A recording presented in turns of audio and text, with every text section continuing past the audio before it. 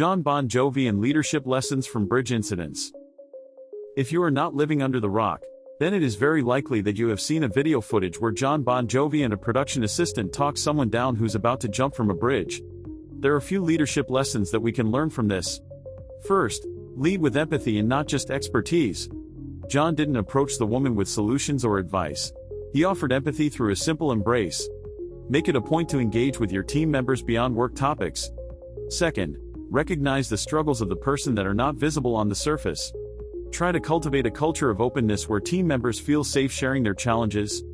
Third, the impact of being present. In that critical moment, Jon Bon Jovi was fully present. If you are practicing mindfulness, then as a leader you will learn to focus on one person in need. Fourth, don't ignore the small gestures. They go a long way. What Jon Bon Jovi exactly said is not known, but this body language clearly shown that he was kind. Show appreciation to your team members regularly. Write thank you notes or acknowledge their accomplishments often.